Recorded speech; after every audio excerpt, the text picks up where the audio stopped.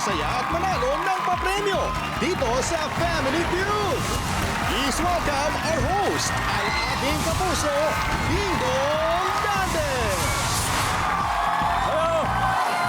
Hi. Hello, welcome. Magandang hapon po mga kapuso. Umaapaw pa rin ang blessings. Good vibes at papremyo dahil Hulyo Fanalo dito sa pinakamasayang family game show sa buong mundo ang... Wow, may pagano'n. Kung gaano po kalakas ang ulan sa ibang lugar sa Pilipinas, gano'n naman po kainit dito sa studio. Kaya kilalanin natin ang unang team, ang team Max Matinde. Ang kanila pong team captain, napanood sa sexy flicks na Taya, Girl Friday at Island of Desire, Tubong Palawan, si Jella Cuenca. Hi Jella, welcome to Family. Thank you so much. I feel so honored to be here. Pero we're honored to have you. Yeah, At thank hindi lang you. kung kasama mo pa yung mga barkada. Nako, Jella, sino-sino makakasama from Team Max Matinde? Okay, first, ang pinaka-sexy at goddess ng Viva Max, Julia Victoria. At ang pinakamalaki ang hinaharap, pangarap pala, Milengal. At ang isa pang mapangahas sa mga foreigner, Sheila Snow. What's up? Grabe. Jella, ito tanong ko. Kung ipapasyal mo ang mga boys sa iyong hometown, ano ba ang magandang gawin nila sa Palawan? Marami silang pupuntahan doon, like Gala Beach, tapos underground river. Kasama sa Seven Wonders of the World yun, di ba? Yes, correct po. Saan kayo sa Palawan? Puerto po. Sa Puerto? Yes. Wow.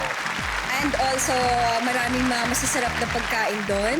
Seafoods, ganon, if they love it. Then, let's dig in. Naka naman, ayos. O, alam mo na po, sana good luck. Kasi ito na yung mga kaagaw niyo sa premyo.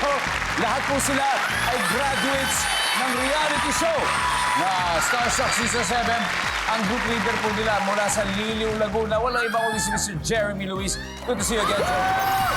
Good to see you, Kuya Dong. Eh, Jeremy, sino-sino ba makakasama natin sa Starstruck Season 7 ngayon? Ayan, mga kasama natin ngayon, ang nagpapaanghang sa Bicol Express. Walang iba kundi si Jerry Dolormento. Yun, no? Let's go! At ang kasama pa natin ngayon ay walang iba kundi galing siya sa Iloilo, ang lover boy na Ilonggo. Jello Alapan! What's up, Jello? At last but not the least, ang killer ng dance floor. Carl Aquino! What's up, Carl? Jeremy, ano ba ang pwede pasyalan sa Liliw, Laguna? Marami po ng falls. Mga boy. So, dadali Kasama mo po rin yung sila? Max Matinde. Opo. Dadali mo rin sila? Oh, invited kayo. Eto, throwback picture muna tayo nung final position sa Starstruck. Eto, panoorin po natin ito. Ay, sino yan? Grabe naman yung formahan natin noon, ah. May nagbago ba? Parang wala naman yata. Wala naman. Kaya good luck, teams. Game time muna for a chance to win 200,000 pesos. Jella, Jeremy, let's play round 1.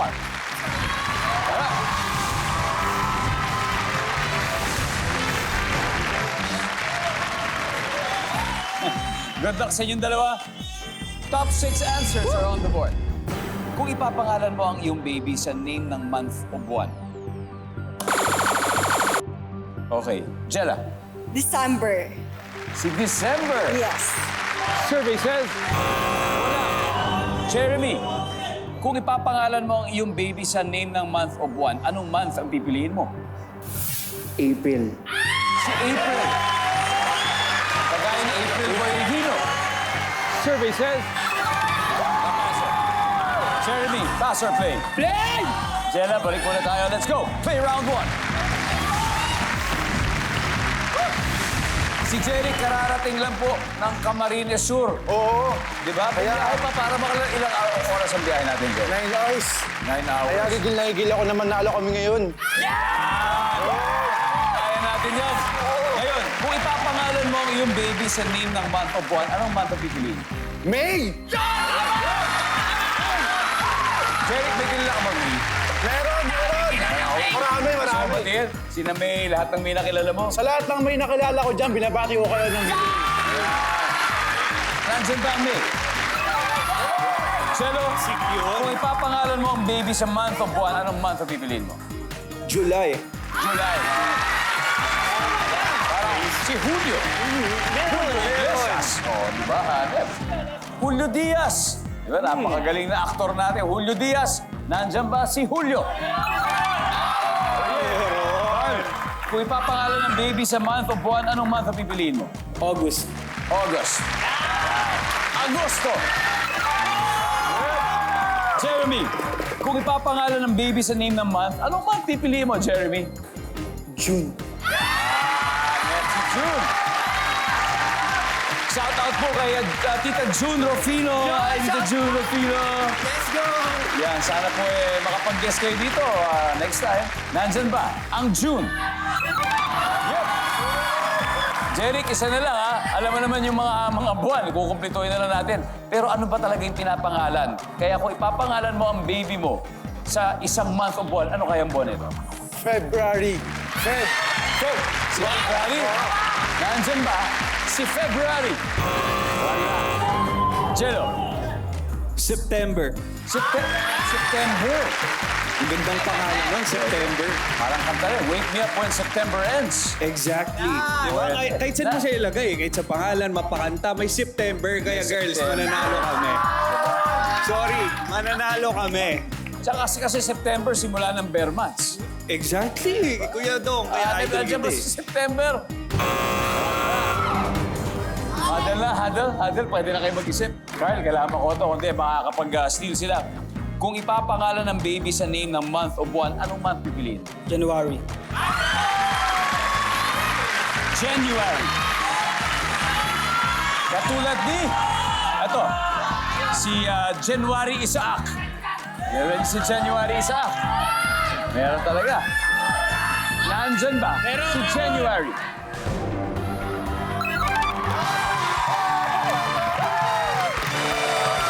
Alright.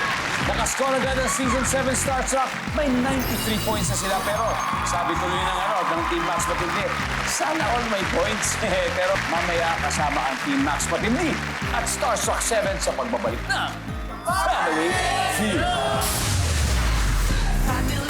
Focus lang kami sa goals. Yes. Hindi kami nagpapadistract ha. Sa totoo lang, guys. Sila dapat Focus sa goal. Tsaka manalo man o matalo, okay lang yan. Friends naman kami. Happy pa din. At least nag-enjoy kami. Oo, tama. Uy, grabe, parang gano'n, parang pinapalaan. Ako, Team Max Matindi, babawi na kayo ha. Let's go Julia, let's go Jerry, let's play round 2.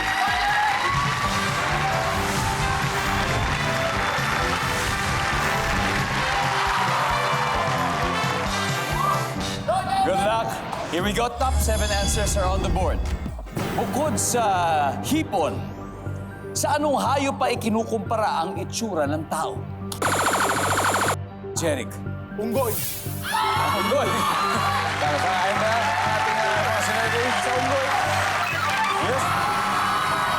Got it there. So, she could pass your play. Pass your play. Play. Julius, go with Michael too. Let's go back there. Yeah. Let's see that. Sure, what they're talking about. Jero, bukod sa hipon, anong hayop pa ang kinukumpara ang isang tao? Unggoy. Tama ka doon. You're so perfect. It's right. Right there on the board. Carl, bukod sa hipon, unggoy, sa anong hayop pa kinukumpara ang itsura ng tao? Baboy. Baboy. Nandyan ba ang baboy? Jeremy? Ano na naman tayo, guys? Kabayo. So, pag kamukha ng kabayo, mahaba ang mukha siguro, mahaba ang gusto. Yes! Or balbon. Nandiyan ba ang kabayo? Jeric, bukod sa hipon, sa anong hayop pa ikinukumpara ang itsura ng tao? Aso. Sa baboy, yung mga cute na aso. Oo. Pakit na aso. Oo. Nandyan ba ang aso? Nandyan ang aso. Chelo, Bukod sa hipon, sa anong hayop ay kinukumpara ang itsura ng tao? Leon. Sa leon. Kasi, sa tingin mo. Pagalit, di ba? Pagalit. Paggalit. Paggalit. Nakikita mo. Mukhang leon. Ayan, Oo, tama. Oo tama. nga, tama. Leon. Team Max matindi, pwede na kayo mag-huddle. Carl, bukod sa hipon, sa anong hayop kinukumpara ang itsura ng tao? Pusa. Pusa. Kasi minsan sinasabi na ang cute-cute mo, ang balbon mo parang ang pusa. Oo nga, no? Nandyan ba ang pusa? Ladies, you got this. Sheila, ano kaya? Palaka. Palaka. Etchoser. Mga etchoser ang palaka. Etchoser. Milen. Daga. Mukhang daga. Julia. Pusa. Palaka, daga, pusa, Jella. Bukod sa hipon, sa anong hayop ay kinukumpara ang itsura ng tao? Palaka. Sabi nga eh, etchoser ang palaka. Di ba? Yes, Yung madalas. etchoser ang palaka. Nandiyan Palaka kaya to? ang palaka.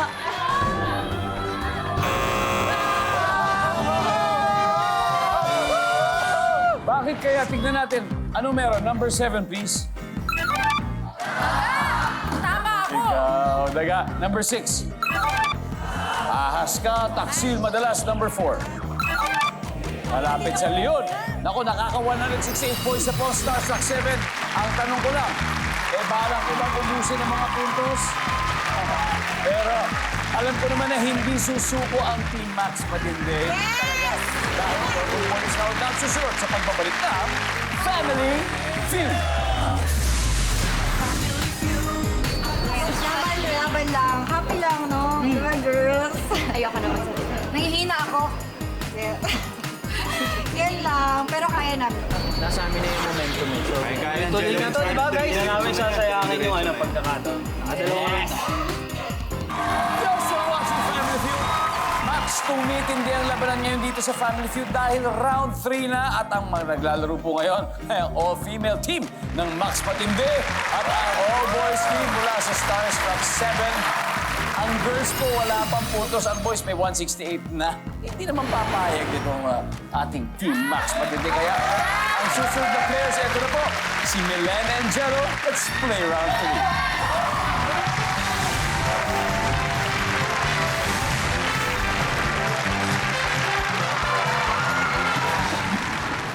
Grabe.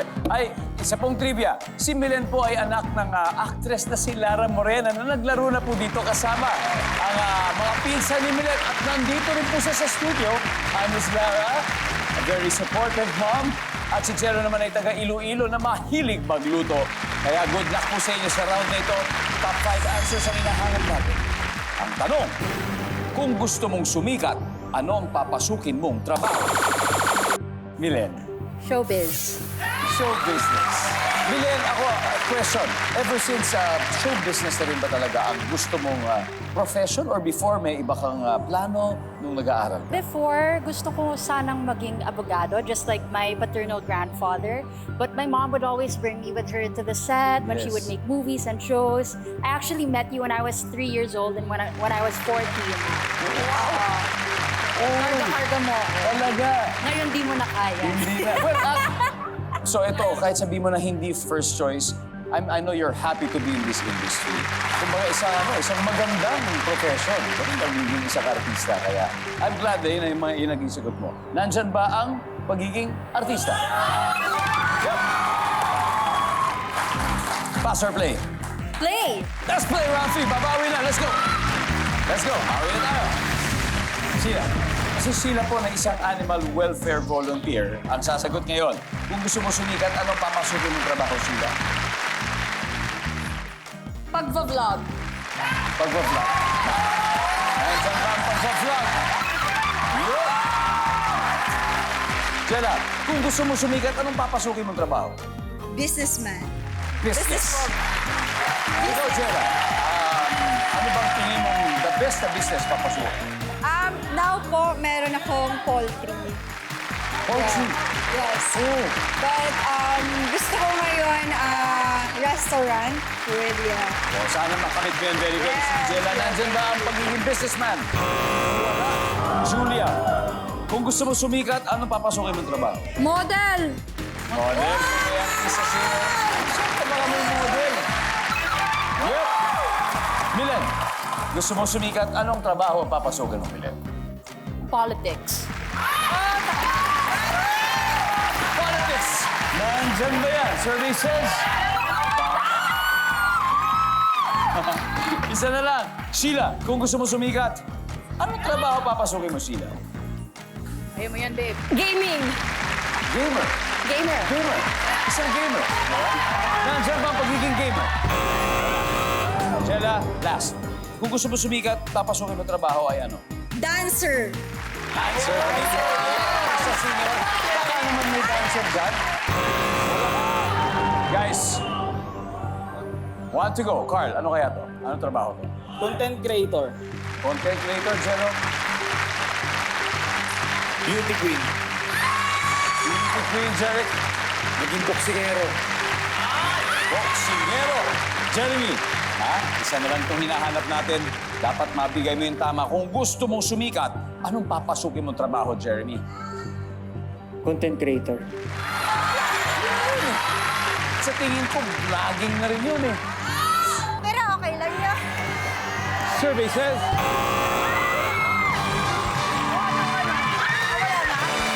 Jeremy, yun na nga rin yun. Yung vlogging is the same as content creation. So everybody, let's see number 5, please. Tama si Jeric. After 3 rounds, ito score Team Max Matindi may 122 points. Higit na. Ang Stars Lock 7 meron namang 168. Ako, susunod na po ang triple points round at ang announcement ng winners sa ating guest win promo. At kasama dyan ang pangalan mo siguro, kaya malalaman natin sa pagbabalik ng Family Feud. Kami ba yung sinusuportahan niyo? Yung...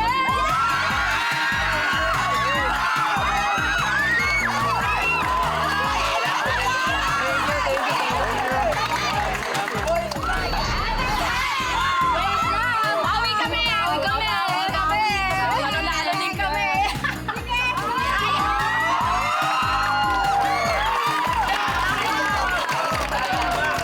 168 points. Ito na yung huling head-to-head battle with Sheila and Carl. Let's play round 4.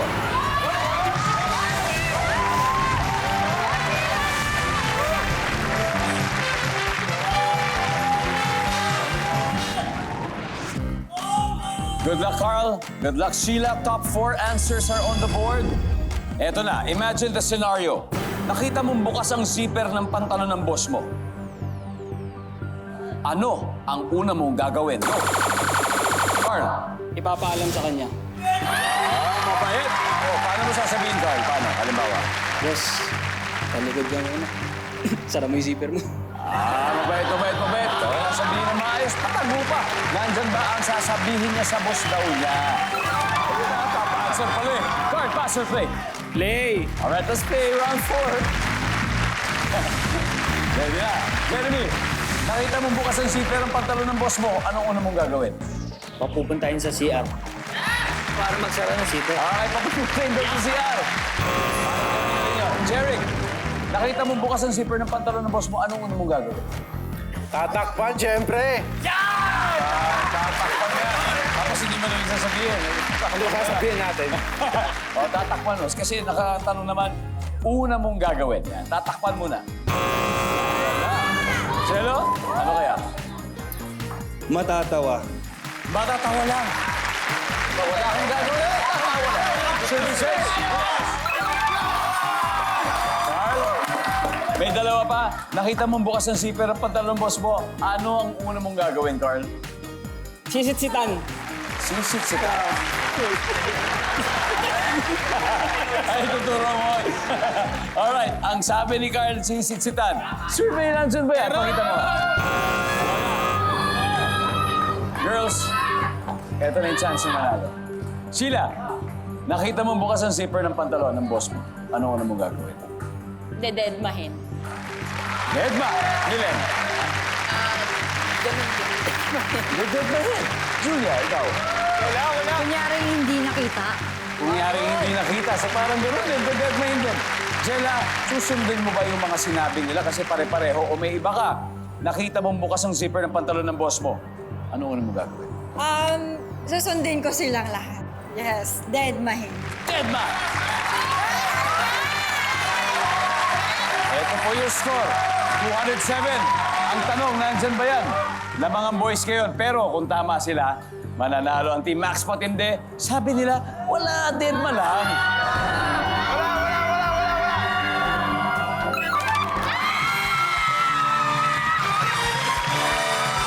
Alright.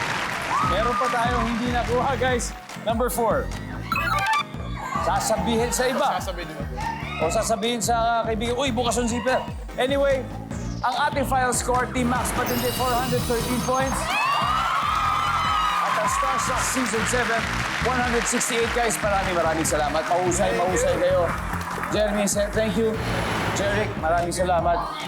Jello, Carl, meron pa rin kayo 50,000 pesos. And congratulations, team. Thank you! Okay, pasok tayo sa ating last round. Sino ang dalawa maglalaro dyan? Sino? Kayo dalawa. Melen! And? Alright, it's gonna be Milen and Sheila. Welcome back to Family Feud. Kasama natin si Sheila ng Team Max Patinde. Kanina, nanalo sila ng 100,000. Pero hindi pa tapos ang laban ngayon dahil pwede pa sila manalo ng total cash prize of 200,000 pesos. At panalo rin ng 20,000 ang napiling charity. Ano ba yung napili niyo, Sheila? Feed Hungry Minds. Feed Hungry Minds. Yan po.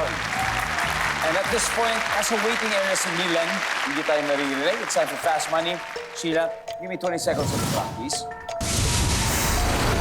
On a scale of 1 to 10, 10 being the highest, gaano katapang ang gusto mong kape sa umaga? Go.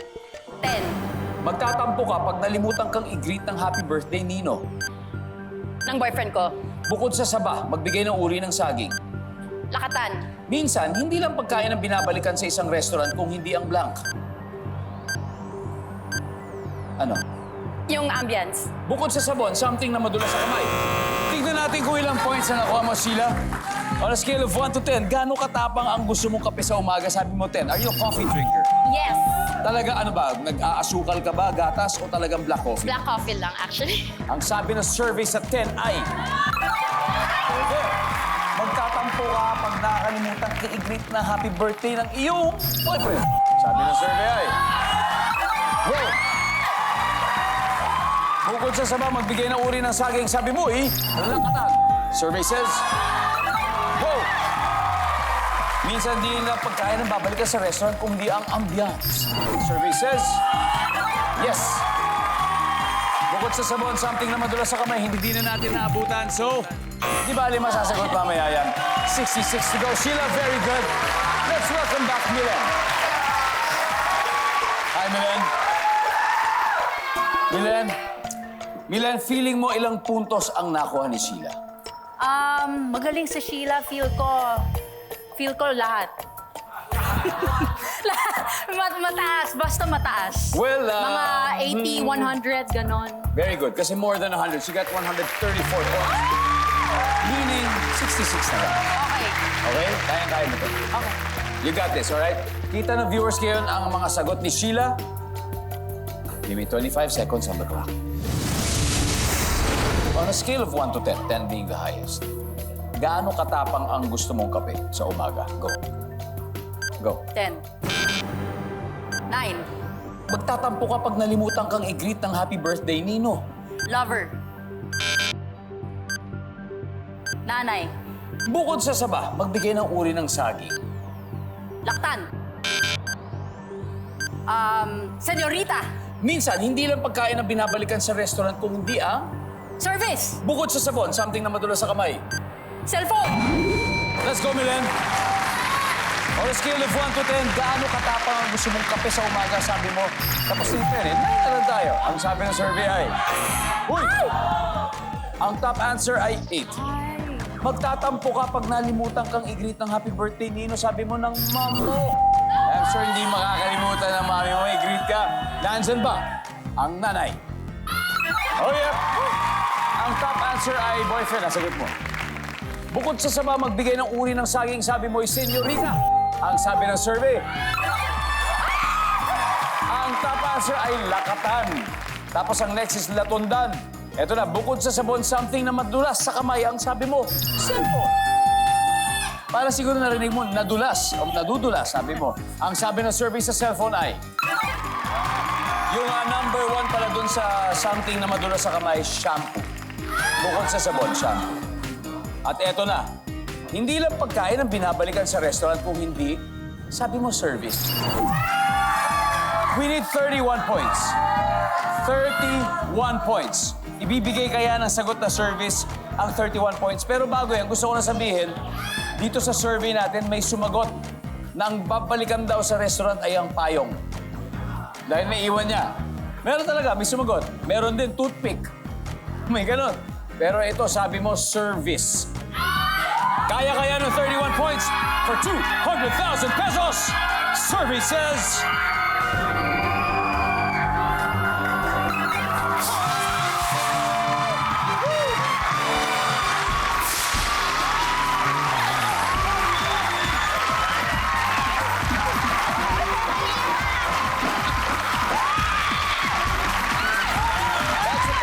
Service. Diba? Girls, ladies, congratulations, Team Smats Matindi. You have won a total of 200,000 pesos. Lupe. Ang galing, ang galing. Congratulations. And guys, thank you sa uulitin. Mabawi. Gaya ng sabi namin, tutok lang po kayo. Tutok lang po kayo araw-araw sa ating programa kung saan umuulan ng saya at bumabaha ng papremyo ngayong Hulyo Panalo. Maraming salamat, Pilipinas. Ako po si Dingdong Dantes, araw-araw na mag-ahatid ng saya at papremyo. Kaya makihula at manalo dito sa Family Feud!